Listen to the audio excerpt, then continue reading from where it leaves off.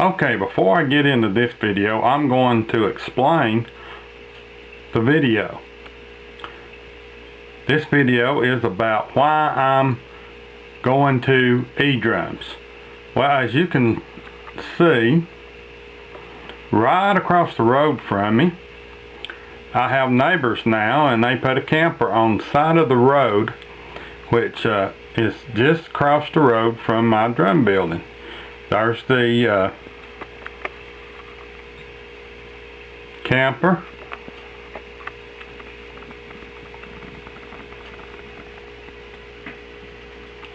And here's my drum building. So that's why I'm switching to E-drums.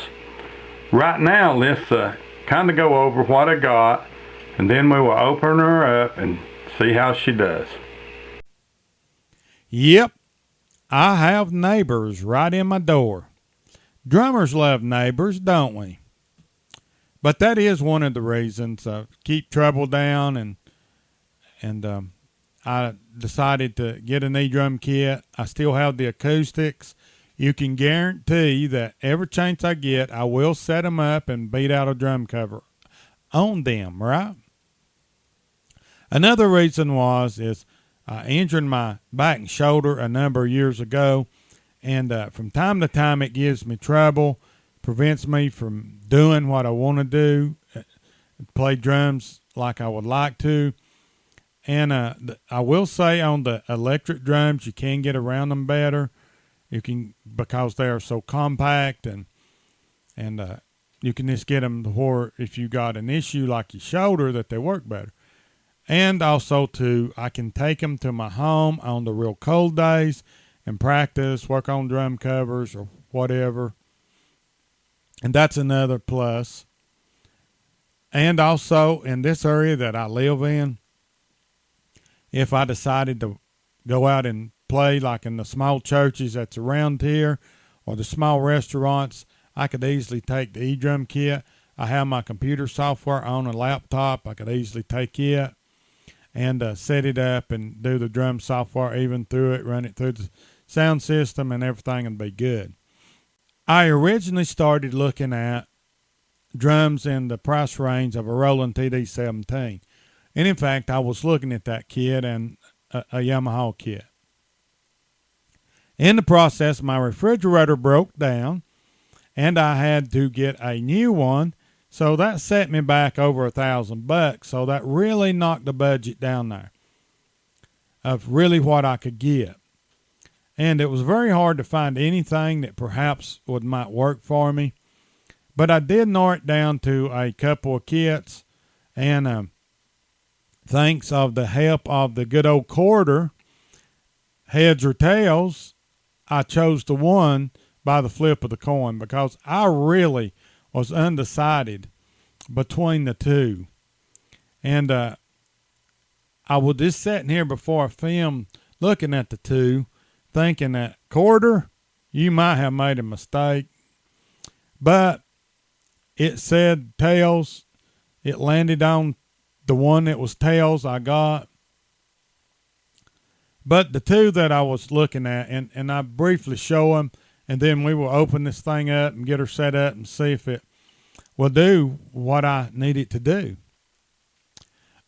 I had it narrowed down to the Roland TD1, the little mesh kit with the extra large ride, which originally it's $700. Well, actually it's $800, guys. On sale, you could get it for $640, which is about $160 saving, which is a pretty darn good deal. This kit had an 8-inch snare dual zone, 6.5-inch tom single. The 2 crashes and ride was dual zone, which that's great. That's a plus. And the only thing was the small pads, but the module, this kit is a plug and play kit. There, you can't go in and change a lot of the settings. You can't build your own kits, although the kits in this sounds pretty good for a kit at this price. I will say that. I played one of the other type that had the rubber pads on it in the church one time. and they had it run through their sound system, and it actually sounded pretty good. It was very small, though. You found yourself really having to focus on hitting the pads at the right place. And that's pretty much an E-drum kit, a small one anyways. And honestly, I was really undecided between this one and the Alesis Command X Mesh electric drum kit. They also have the regular Command kit. The only difference is, as with the regular Command wasn't on sale. Other than that, the only difference is you get an extra crash with this one, and you get these red cymbals. Really, I started not to get this kit because of them red cymbals. I'm just not a fan of that. But I got to thinking that if they bothered me too much, I could get me a can of that rattle paint or spray can paint that is made for plastic. And really the trick of painting plastic is the prep. It's just a little trick that you do there that, hopefully it will stay on. I could paint them like a flat black or a semi-gloss. My opinion, look better. I don't know. We will see. This one you did get the extra crasher. This kit was originally $850. I got it for $650. That's right at a $200 savings, which is pretty darn good. Would I pay regular price for this kit?